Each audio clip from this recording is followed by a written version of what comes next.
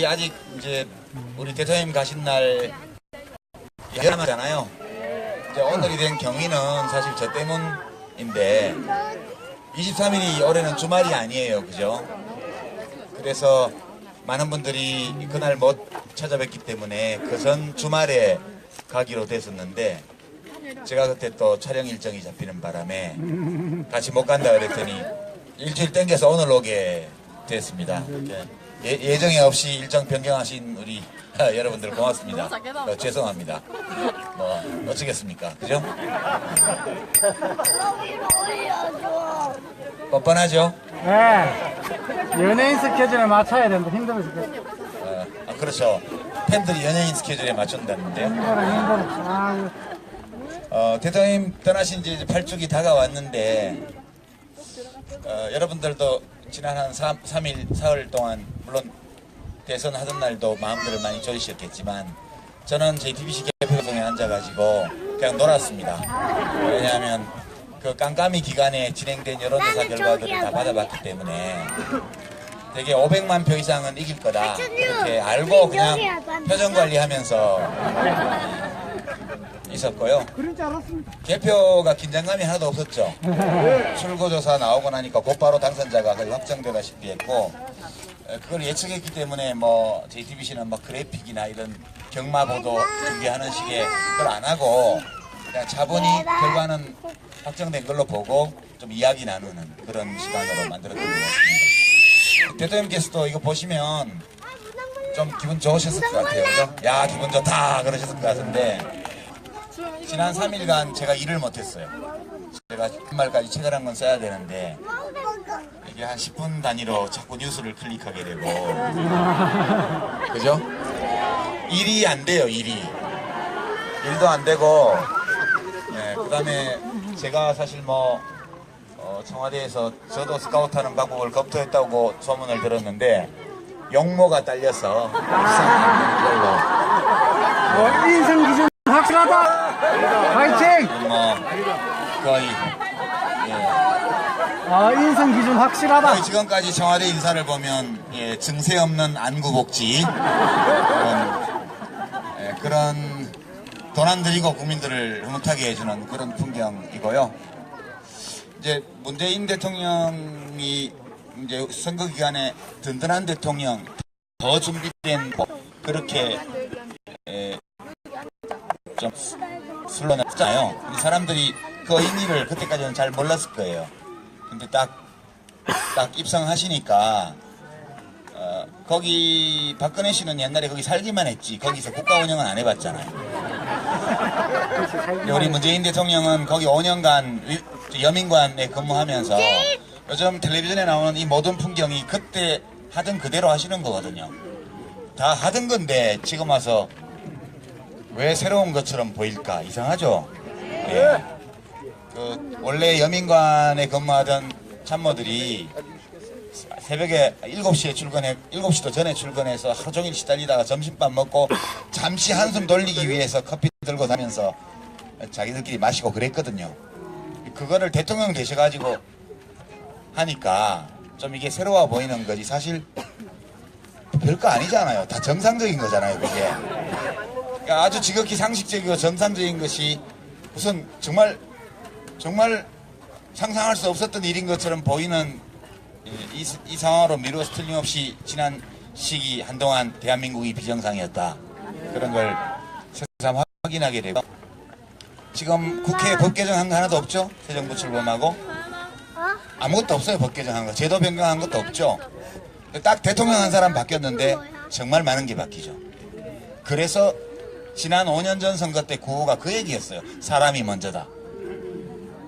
그 맞나 모르겠는데 우리는 보통 제도의 중요성을 강조하지만 똑같은 제도에서도 사람이 바뀌니까 이렇게 달라질 수 있다는 걸 우리가 지금 경험하고 있는 거예요. 노무현 대통령 때는 사실은 김대중 대통령 이어서 집권을 하셨기 때문에 이런 점이 도드라져 보이기가 어려웠어요.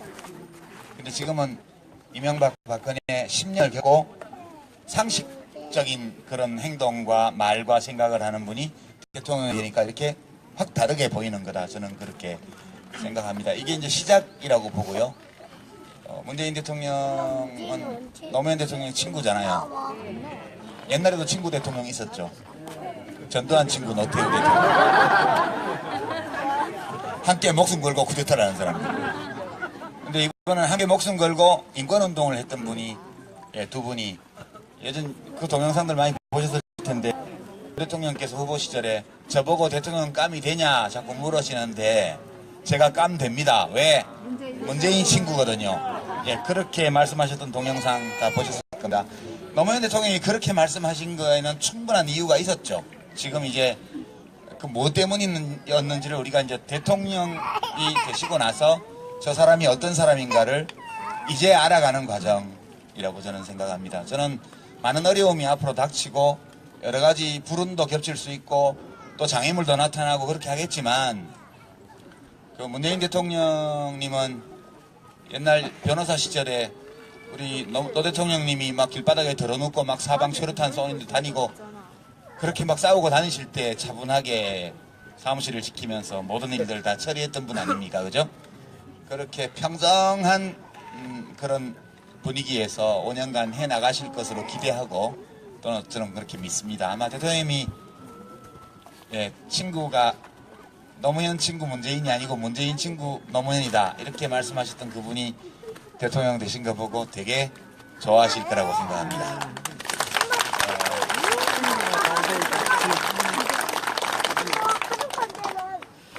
오늘은 오면서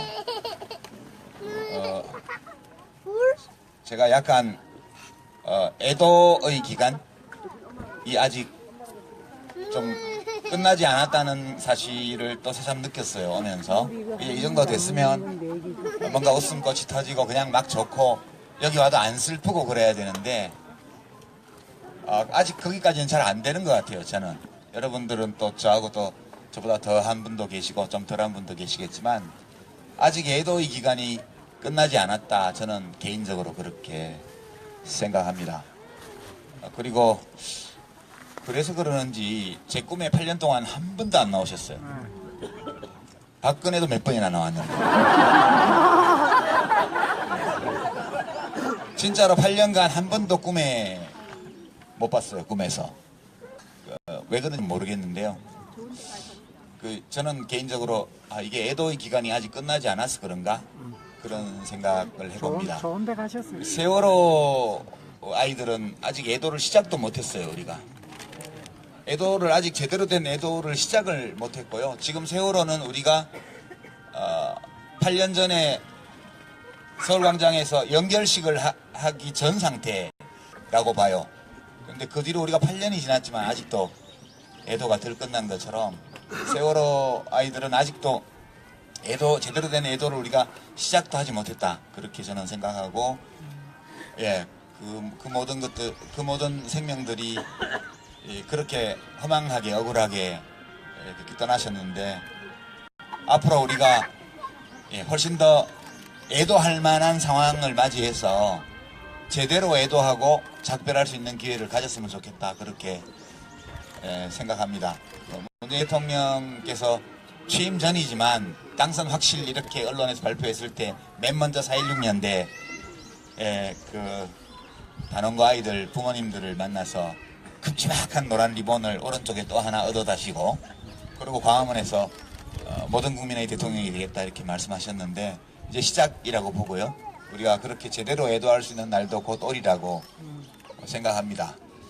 오늘 이건 뭐 정치적인 행사가 아니고 우리 대통령님을 생각하고 그리워하는 모임인데요. 제가 여러분께 이제 짤막하게 두 가지만 좀 말씀드리고 싶어요. 하나는 기록 영화 다큐 영화가 지금 개봉 직전이죠. 이제 한 열이틀 있으면 개봉되나 봐요. 저는 그 시사회 초대가 있긴 했는데 또는 뭐 이렇게 GV라고 그러나요? 이렇게 대화하는 그런 초대를 받긴 했는데 저는 이제 사양했습니다. 좀 인터뷰를 하긴 했는데 다큐 영화를 만든다고 그래서 그런 인터뷰를 하기가 힘들더라고요. 제가 지난 겨울에 그걸 했는데 또 그 영화를 보는 게 되게 좀 겁이 나요. 그리고 또 그분에 대한 이야기를 하려면 또 그 감정에 빠져들기 때문에 좀 힘들어요. 그래서 제가 이제 다 사양하고 시사회도 안 갔고 나중에 개봉하면 그냥 제 아내하고 같이 그냥 영화관에 가서 보통의 관객들 틈에서 그냥 조용히 영화를 보려고요. 그렇게 하는데 우리가 다 그렇습니다만 이게 언제 애도가 끝날까 그런 생각 많이 합니다. 그러니까 그 감정 그분을 생각할 때 젖어들 수밖에 없는 어떤 감정 그 감정은 때로 그리움이기도 하고요. 분노, 원망 또는 미움 이런 아주 따뜻하고 밝은 감정과 어둡고 공격적인 감정이 뒤섞여서 제 마음에 차는 것 같아요. 지금도. 그래서 이제 그런 감정을 마주하기가 좀 겁이 나는 거죠. 이제 저도 거기서 좀 벗어나고 싶거든요. 그리움만 남는 상황을 맞이하고 싶거든요. 그 그리움의 뒤를 따라서 들러붙어서 원망이나 미움이나 이런 감정이 안 생기는 그런 날을 빨리 맞이하고 싶은데 그게 마음먹은 만큼 그렇게 빨리 안 되더라고요. 그런 점 제가 여러분께 말씀드리고 싶고 아마도 그 영화를 또 보면 또 그런 대립되는 감정에 휩싸일 것 같아요. 근데 우리 자신을 위해서도 그렇고 우리 떠나가신 대통령님을 생각해서도 그렇고 그런 공격적이고 부정적인 감정을 우리가 떨치지 못하면 우리 자신이 좀 덜 행복해질 것 같아요. 대통령님도 그거 원하시지 않을 것 같아요. 돌아가실 때 남긴 글에 누구도 원망하지 마라 그렇게 써놓으셨는데 그거 안 되더라고요. 그렇게 당신께서는 다 그렇게 정리하고 떠나셨는지 몰라도 남은 우리는 그게 잘 안 돼요. 그게 꼭 누구에 대한 원망이라기보다는 누구라고 딱 꼬집어서 말하기는 어렵지만 여하튼 어떤 대상이 있는 원망이에요. 때로는 우리 자신에 대한 원망이기도 하고요. 그래서 그래도 우리가 저는 그런 생각을 합니다. 빨리 하여튼 그런 부정적인 어두운 감정을 떨쳐내고 대통령님을 생각할 때 오로지 사랑, 그리움 이런 따뜻한 감정만으로 그분을 돌아볼 수 있는 날이 오게끔 해야 되겠다. 그런 결심을 오늘도 합니다. 부정적인 감정은 우리 자신의 행복을 해치니까요. 그렇게 말씀드리고 싶고요. 그 다음에 이제 이거를 그런 부정적인 감정을 떨쳐내려면 많이 덜어내려면 뭐가 필요하지 이런 생각을 좀 해봅니다. 사람 사는 세상인데요. 예전에 제가 대통령님하고 대화 나눴을 때 그런 기억이 있죠. 노무현 시대는 올 겁니다. 제가 그랬을 때 그 시대가 오면 나는 없을 것 같아요. 그렇게 말씀을 하셨고 제가 뭐 안 계시면 어때요? 뭐 어차피 그런 세상 갈 텐데 가면 되죠. 그게 돌아가시라는 뜻으로 한 말이 아니고 이게 되게 오래 걸릴 수도 있는데 언젠가는 그게 그런 세상이 오니까 우리가 살아서 그 날을 못 보더라도 지금 하는 일들이 다 괜찮은 거 아니겠습니까? 이런 뜻에서 말씀드린 건데 나중에 후회를 되게 많이 했어요. 대통령님은 결국 그런 세상을 만들려고 노력하셨지만 솔직히 전지전능한 능력자도 아니었고요. 능력도 좀 부족한 점이 있었고 판단착오를 하기도 하고 분을 못 이겨서 싸우기도 하고 뭐 때로는 용기가 좀 부족해서 못하기도 하고 그래서 사실 다 못 이루었던 거잖아요. 이제 대통령 떠나셨지만 대통령 안 계신 중에도 우리는 계속 갑니다. 사람 사는 세상으로. 그리고 지금 문재인 대통령이 취임 나흘째를 맡고 계신데 오늘 주말이라 이사뉴스 말고 뉴스 별로 없더라고요. 결국은 언제가 되면 이 부정적 감정을 떨쳐내고 그분을 회상할 수 있을까 생각해보면 100% 완벽하게 좋은 사회는 아니라 할지라도 우리가 이 정도면 우리가 많이 이루었어. 아직 이루지 못한 것들이 더 있긴 하지만 그건 또 이룰 수 있을 거야 라는 믿음과 희망을 가지는 상황이 되면 떨쳐낼 수 있을 것 같아요. 그죠? 그게 돼야 될 것 같아요.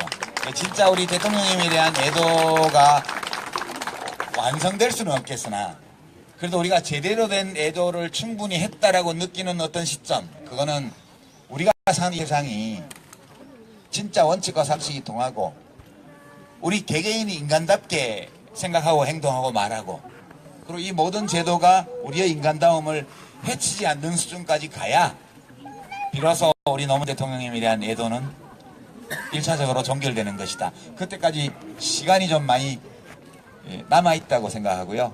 그 기간에 대통령과 또 우리들이 다 같이 노력해야 된다고 생각합니다. 제가 여러분들 중에도 제가 어디서 보면 뭐 일 좀 해주세요 뭐 그런 분도 계신데요. 제가 이제 그냥 이 자리니까 제가 말씀을 드리면 왜 안 하려고 할까? 그리고 문재인 대통령은 저를 안 부르실 거예요. 왜냐하면 제가 왜 안 하려고 하는지를 아시기 때문에요. 그러니까 제가 지금 이 마음속에 그런 그리움이나 희망 이런 긍정적인 감정과 함께 여전히 제 마음속에서는 원망이나 미움 같은 부정적 감정이 있어요. 제가 생각해 볼 때. 이런 감사합니다. 이런 부정적 감정을 잘 다스리지 못하는 상태에서 국가의 강제 권력, 공권력을 다루는 자리로 가게 되면 그게 저도 행복하지 않고 다른 사람도 행복하게 해주기 어렵고 또 문재인 대통령이 좋은 정치를 펴는데도 도움이 안 될 거다라고 저는 생각했습니다. 그래서 문재인 대통령을 후보 시절이나 그 전부터 제가 뵈면 매번 제가 놀라던 게 그거예요. 그분의 마음속에도 그런 부정적 감정이 있는지 없는지는 모르겠으나 적어도 제가 대하면서 대화하고 같이 이렇게 지내면서 느끼기에는 그분 마음속에 그런 부정적 감정이 있다는 걸 느낄 수가 없어요. 느껴지지가 않아요. 감지가 안 돼요. 그래서 이거는 아예 그런 게 없거나 또는 있기는 있지만 그것을 완벽하게 통제할 수 있는 능력, 내면적인 능력을 가지고 있거나 그럴 때에만 남들이 못 느끼게 할 수 있는 거거든요. 저는 아직도 까칠까칠하고 뾰족뾰족해요. 말을 하다 보면 저도 모르게 그런 감정의 조각들이 튀어나가고 사람들이 그걸 감지해요. 근데 문재인 대통령님은 그걸 제가 지난 5년 또는 지난 8년간 배워왔지만 느낄 수가 없어서 지금도 예전에도요. 그래서 제가 문재인이라는 사람을 존경하고 좋아하는 데는 물론 노무현 대통령님하고 좀 달라요. 노무현 대통령은 사랑스러운 분이고요, 진짜.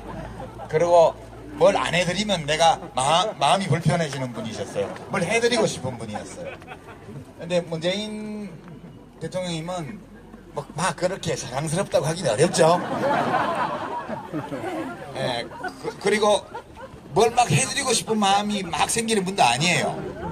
근데 어떤 분이냐 하면 좀 기대도 괜찮겠다 싶은 분이에요. 그죠? 아니, 노무현 대통령님은 지지자를 굉장히 고달프게 만드는 지도자셨어요. 뭐 우리가 좀 기대해야 되는데 맨날 마음 쓰고 안타까워하고 뭐 보태해 드려야 되는데 막 안달복달하고 이런 지도자셨잖아요. 근데 왜 그랬을까 하면 사랑스러우니까. 근데 문재인 대통령님은 사랑스럽다는 표현은 잘 안 어울려. 그건 정숙 씨한테만 그런 거고. 그죠? 정숙 씨한테만 그런 거고 우리가 보기에는 좀 무뚝뚝하고 그 말도 맛깔나게 못하시고 애정 표현도 별로 없는 분이고 그런 분인데 왠지 내가 어려울 때 좀 기대도 될 것 같은 느낌이 드는 분이세요. 그런 지도자가 더 낫죠. 지지자 입장에는. 그죠? 지금 딱 보내놓으니까 혼자 살아서 자시잖아요. 지금 뭐 보태드릴 거 있어요? 없잖아요. 그래서 잘 뽑았다 그렇게 생각하고요. 국회에서 법 하나 만든 게 없어요. 지금 3일 동안 만들기는 시간이 너무 짧았죠. 근데 많은 것이 바뀌잖아요. 그러니까 인천국제공항에 6,000명 비정규직에 앞으로 3,500명 더 뽑으면 10,000명인데 그걸 다 정규직으로 만들겠다고 공항공사 사장님이 그러셨는데 왜 그랬겠어요? 그전에 대통령들은 비정규직을 좋아했고 지금 대통령은 정규직을 좋아하니까 그런 거예요. 그죠? 대통령이 좋아하는 걸 하는 거죠. 그리고 뭐 괜히 대통령이 거기 가셨겠어요? 다 실무자들이 지금 청와대 참모 실무진이 없어요. 아직 수석만 임명이 돼 있지. 근데 인수 TF라고 지금 한 50명 들어가 있다고 신문에 났죠? 거기에 있는 어떤 분들이 이렇게 옆구리 찔러서 뭐 좀 해보세요. 뭐 공사사장 계속 하시고 싶으면. 그러니까 이제 당연히 대통령이 신임 대통령이 좋아할 일을 해야죠. 그러니까 저희가 다 정규직화 10,000명 하겠습니다. 그러니까 그럼 대통령님 첫 번째 외부 일정을 거기 잡죠. 이렇게 해서 대통령이 가셔가지고 뭐 말씀 듣고 그다음에 뭐 좋은 소식이 있던데요. 이러니까 이제 그 사장님이 저희 정규직 하겠습니다. 이랬잖아요. 이렇게 간단해. 이걸 왜 못했는지 몰라 예전에. 그죠? 그런 생각 안 드세요? 그래서 이런 식으로 모든 비정규직을 한꺼번에 해결하지는 못하지만 대통령의 힘으로 권력으로 손이 닿는 데까지는 해결해 나가야 된다고 저는 봐요. 그렇게 하면서 또 법과 제도를 손봐서 전체적으로 이 온기가 퍼져나가도록 하는 거. 이런 식으로 해나간다면 저는 한 5년 후에는 아직 우리 대한민국 갈 길이 많이 남아있긴 하지만 그래도 우리가 진도를 많이 나왔고 또 앞으로 더 진도를 나갈 수 있다는 희망이 보인다. 이렇게 되면 문재인 대통령이 퇴임하실 때쯤이면 저도 이 봉화마을에 와도 슬픈 감정이나 누구에 대한 원망이나 미움을 안 느끼면서 묘역에 참배할 수 있지 않을까 그런 희망을 갖고 있습니다. 이런 희망을 여러분과 나누고 싶고요. 제가 그 정부 공무원은 안 한다 그렇게 결심을 하고 후보 시절에 당선되시고는 제가 못 뵀어요. 뵐 수가 없죠 이제 아무렇게나. 그전에는 제가 전화번호도 알거든요. 이렇게 문자 드리면 콜백도 해주시고 이랬는데 지금은 이제 제가 함부로 문자질 하면 비선되잖아요. 그래서 비선이 되면 안 되기 때문에 제가 전화도 안 드리고 연락도 안 합니다. 바쁘시니까 저한테 연락하실 일도 없죠. 예, 그런데 제가 그래도 뭐 잘 되게 힘은 보태드려야 되지 않나 그런 생각이 들어서 정부에는 저 말고도 일을 잘할 수 있는 분들이 많아요. 그게 사람을 안 써서 그렇지 그전에 대통령들이 대한민국이 5천만이 넘는 국민이 있고 그중에는 각 분야에서 믿음을 가지고 좋은 의지를 가지고 국민들을 위해서 봉사하려는 의지와 능력을 가진 분들이 많아요. 이제 그런 분들을 쓰시면 되고요. 제가 근처에 가면 저 노무현 정권 제2기 옛날 쓰던 사람들 데려다가 중고품 가져다가 뭐 7세로 해가지고 또 쓴다 이런 얘기나 듣지 별 도움될 게 없습니다. 그래서 문재인 대통령께서도 제가 어떤 상태인지 잘 아세요.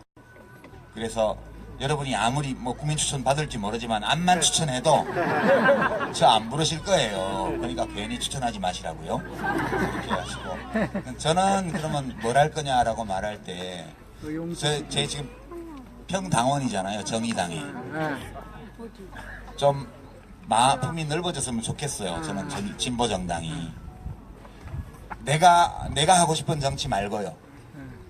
많은 사람들이 원하는 정치요. 그거를 하면 좋을 거라고 저는 생각을 해요. 근데 지금 이제 방송 설정을 언제까지 할지 모르지만 매주 하여튼 정리정돈을 거기서 해야 되잖아요. 매주 정리정돈을 해야 되고 또 다른 기회들도 좀 있고 이야기를 할 수 있는 또 책도 쓰고 이렇게 하는데 참여정부 당시에 제가 마음이 많이 아팠던 게 기자실 대못질 사건 그 원인 제공자가 저거든요. 그 무슨 저출산 대책 관련해서 그 산모 어린이 뭐 등등 이런 의료비 보장이나 이런 것과 관련해서 계획을 잘 잡아서 대통령께 이제 보고 드려서 결재를 받고 예산을 기획예산처에 얘기해서 예산을 뒷받침받기로 하고 그리고 발표를 했는데 보도가 전부 다 하나같이 재원 대책 없는 장사진 그렇게 보도가 났어요. 모든 언론에. 대통령께서 그때 베트남 출장인가 어디 갔다 오셨는데 갔다 오셔갖고 보니까 내가 청와대 관저에서 보고받으면서 관저에 조그마한 회의실이 있었거든요. 관저 회의실에서 보고를 받으면서 되게 좋다고 이거 근데 좀 일찍 했으면 좋았을 걸 이라고 아쉬워했던 정책들이고 전 대책도 다 해줬는데 어떻게 기사가 하나같이 나갔냐. 이거는 기자들끼리 담합해 갖고 쓰는 거 아니냐. 그래가지고 기자실을 다 없애고 브리핑룸으로 바꾸는 그런 조처를 하게 된 거예요.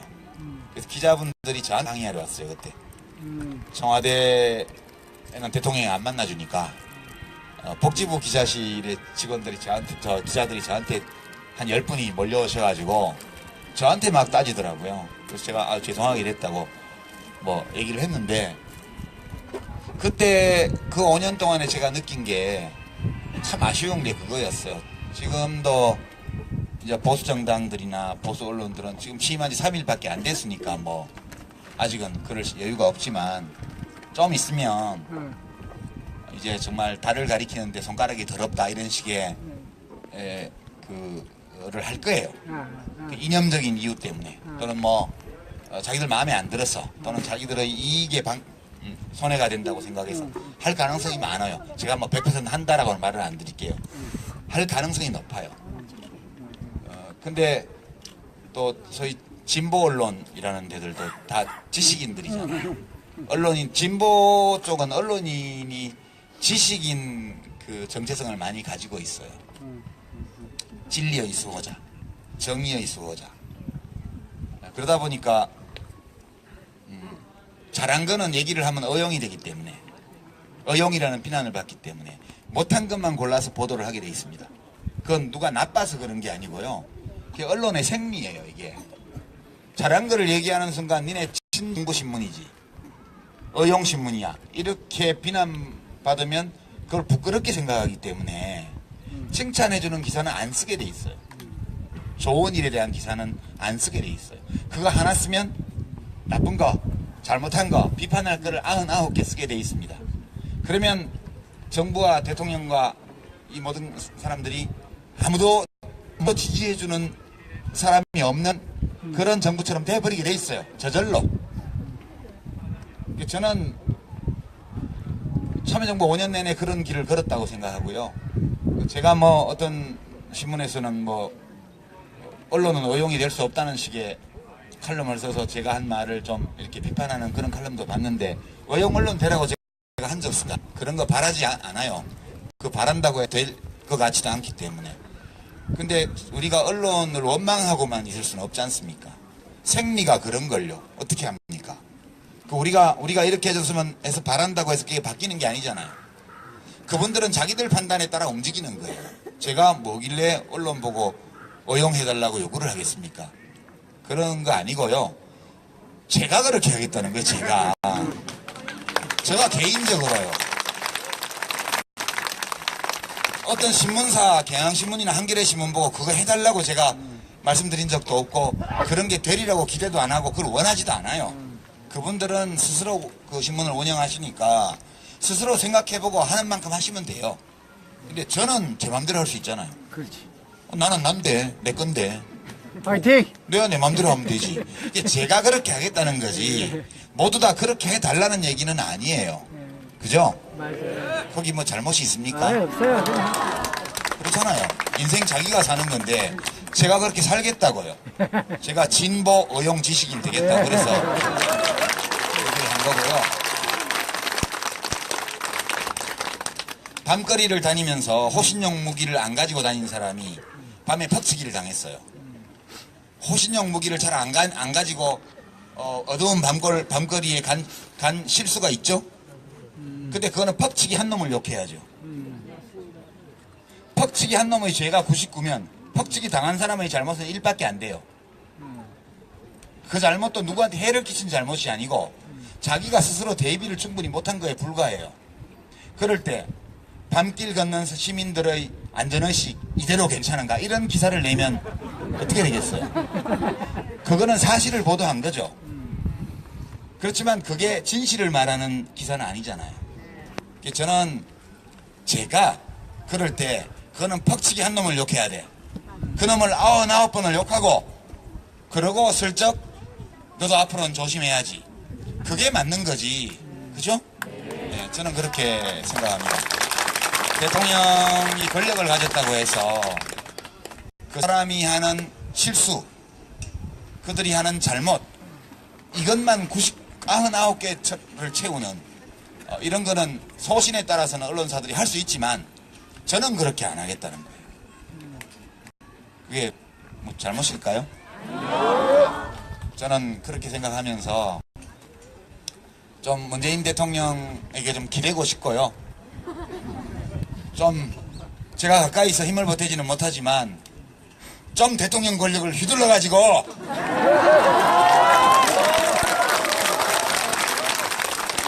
지금 3일 동안은 잘하신 것 같아요. 저는 원래 리버럴이라 지시 이런 단어를 싫어하는데요.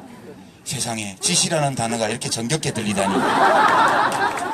1호 지시 일자리위원회 설치, 2호 지시 국정교과서 폐지. 이게 그래 이렇게 재량권 행사를 안 할 거면 전공 개시를 뭐하러 해? 그런 생각이 들어요. 제가 가까이서 못 도와드리니까 죄송하긴 한데 힘 많이 써주십시오. 그런 말씀드리고 싶고요. 그리고 정말 국민들이 어려울 때 하소연하고 기댈 수 있는, 저는 인천공항의 그 비정규직 여직원들이 이렇게 눈물 닦는 거 보면서 되게 마음이 아리더라고요. 같이 눈물이 날 것 같은 그런 느낌이었어요. 10,000명밖에 안 되지만 천리길도 한 걸음부터인데 10,000명에서 시작해서 1,000,000명 갈 수 있잖아요. 그렇게 해주시기를 기대하고요. 저는 진보 오용지식인으로서 문재인 대통령한테 이거 해주세요 저거 해주세요 하나도 없습니다. 제가 개인적으로는 자리 주세요 이런 거 없고요. 그런 거 안 해요. 제가 알아서 해요. 뭐 청와대 로비에서 어디 프로그램 하나 넣어주세요 이런 거 안 해요. 제 힘으로 할 겁니다. 다 제 힘으로 하고 아무것도 안 바라고요. 개인적으로 아무것도 안 받으려고 그러고요. 그냥 제가 좋아서 어용하는 거예요. 뭐 윤창중 전 대변인처럼 뭐 자리 하나 받으려고 말도 안 되는 칼럼들 그렇게 써제끼다가 가서 대통령 대변인 가서 성추행 해가지고 사고나 치고 이런 게 어용이죠. 이런 게 어용이에요. 편들어 줄 거면 자리 받지 말라는 거예요. 그래야 당당한 어용이 되죠. 그런 의미에서 말씀드렸고요. 우리 시민 여러분들도 어용이 되라는 게 아니에요. 어떤 분들은 나 어용 시민 하려고 그러는데 어용 시민이라는 건 없어요. 시민은 그냥 시민이에요. 주권자예요. 주권자로서 모든 주권자를 대표하고 모든 주권자를 위해서 일해야 되는 대통령이 하고 있는 일을 잘 보면서 나무랄 거는 나무라고 힘 실어줄 거는 힘 실어주고 이렇게 하는 시민이 진짜 이 깨어있는 시민 아니겠어요. 그죠? 예, 그렇게 여러분들도 시민으로서 보통 시민의 관점에서 그렇게 의사표현하고 힘을 보태시고 18원 후원금 이런 건 절대 하지 마세요. 예? 국회의원 전화번호 알더라도 문자 폭탄 제발 보내지 마세요. 그런 게 이제 대통령 되시기 전에는 또 모르겠는데 대통령까지 되셨는데 문재인 대통령 지지하는 사람들이 18원 후원금 보내고 문자 폭탄 욕설 보내고 이러면 안 되거든요. 저기 한국당 당원들이 한 거예요. 아니에요. 저 한 사람 알아요. 그래서 정 욕하고 싶으면 뉴스 인터넷 포털에 뉴스 댓글란에다가 그 10원짜리 100원짜리 섞지 말고 훌륭한 언어로 세게 욕하시면 되잖아요. 예, 그렇게 해주시고 이제 또 그런 걸 하면 또 대통령을 욕하거든요. 그런 사람들이. 그래서 제발 18원 후원금 이젠 좀 그만하시고, 그죠? 제가 정부에 있으면 이런 말도 못해요. 국민들 보고 이래라 저래라 하는 게 되니까. 저도 평범한 시민이니까 저는 18원 후원금 이런 거 18원 아까워가지고 절대 안 보내요. 18원도 아깝잖아요. 예. 그리고 문자도 다 요금 들어가잖아요. 그거 역설 문자를 왜 보내요? 그렇게 부탁드리고요. 예. 제가 한 2시쯤에 저기 권양수 여사님하고 좀 왔는데 그냥 가면 안 되잖아요.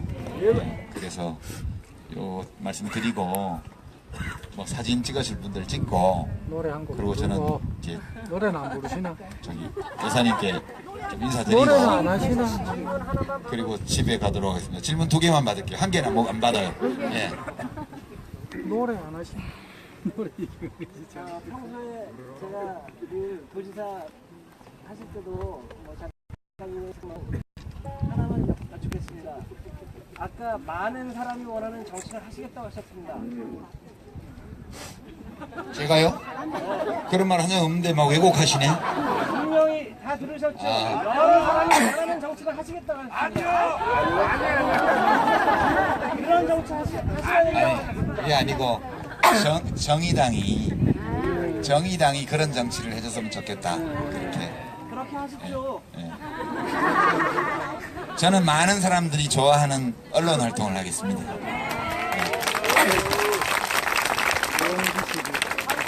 잡아가라! 예. 또 뭐 혹시 질문 있으신 분?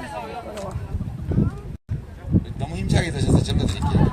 너무 가까이 있는 분들 우대하면 또 비싼 논란이 생기기 때문에. 충북 청주에서 온 송선영입니다. 저희들이 바라는 것이 있습니다. 유시민 작가님이 지금은 정치를 하고 싶지는 않지만 조금은 세상이 편한 세상이 되면 꼭 정치를 하시기를 부탁드립니다. 질문 아닙니다. 아, 예. 질문은 아니지만 답은 드려야 될 것 같은데 편안한 세상이 되는데 뭐하러 정치를 해요? 정치는 세상이 안 편안하니까 하는 건데. 작가님 마음이 편안하지. 아, 제가 편안할 때요? 네. 예, 근데 세상이 편안해져야 제 마음이 편안할 것 같아갖고 제 마음이 편안해지면 세상이 편안하기 때문에 정치를 할 필요가 없고 세상이 안 편안할 때는 제 마음이 불편해서 정치를 못하고 그런 것 같습니다.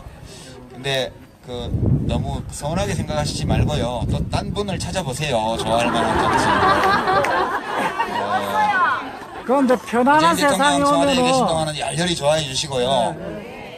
문팬이 숫자도 얼마 안 되고 경험도 부족해서 시민광장에서 침투를 많이 했대던데 문팬도 이제 더 많이 가입하고요. 거기서 문팬은 정치하지 말고 맨날 넣으십시오. 현직 대통령 팬클럽은 그냥 노는 거예요. 가서 국내 내수 경기 진작을 위해서 열심히 돈 쓰고 그렇게 하셔야 됩니다. 하셔야 되고 저는 사실은 이제 세상을 바꾸려면 제도를 때로는 바꿔야 되는데요. 또 제도를 바꾸려면 사람들의 생각이 바뀌어야 돼요. 그래서 제가 정치를 하던 시절에 많이 느낀 게 대통령이 하고 싶어도 시민들의 생각이 따라주지 않으면 하고 싶은 것도 못 하더라고요. 지금 인천공항 비정규직 정규직화처럼 저런 거를 노무현 대통령이 하셨으면 난리가 났을 거예요. 예. 좌파 독재 정권.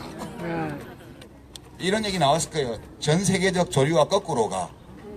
대통령 재량권 행사 한계는 없나? 이런 소위 미다시라는 기사 제목이 눈에 보이잖아요. 근데 지금은 왜 그 훈훈하게 보도를 할까?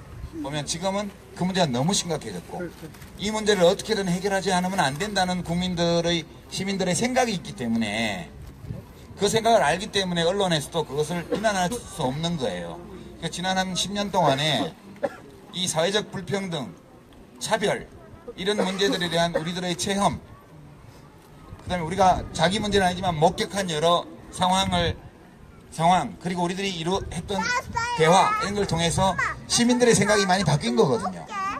그래서 저는 문재인 대통령이 좀 편하게 대통령 하시게 시민들과 생각을 나누는 일에 그렇게 좀 매진하려고 합니다.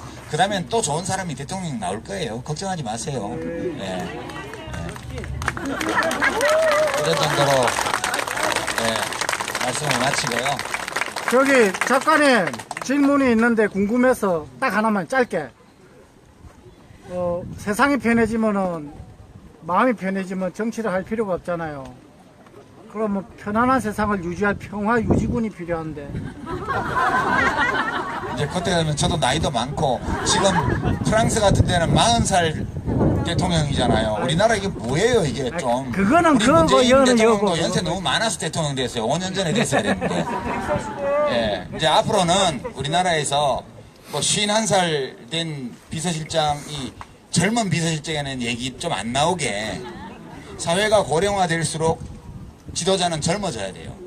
저는 그렇게 생각합니다. 유럽의 지도자들이 우리보다 훨씬 젊잖아요. 그래서 예, 이제 한번 출마하셨던 분들은 그만하시고 근데 새로운 사람들이 나오셔가지고 새로운 정치인들이 나와서 우리나라의 정치 리더십도 국회의원, 장관, 대통령 다 좀 더 한 10년 이상 밑으로 내려왔으면 좋겠다. 그럼 저는 자동 아웃이잖아요. 그죠? 저도 5년 후면 벌써 63이거든요. 그러니까 이미 끝났어요. 네. 예순 셋. 자, 이제 이런 정도로 마치고요. 아까 사진을 좀 찍긴 찍으셨는데 유수암호 밴드 단체 사진 못 찍어서 지금 와. 예, 저기 대기 중이셔서 그거부터 찍고요. 그 다음에 좀 한 10여 분 사진 촬영하고 저는 떠나도록 하겠습니다. 여러분 오늘 만나서 반가웠고요. 행복한 5월 보내시기 바랍니다. 고맙습니다.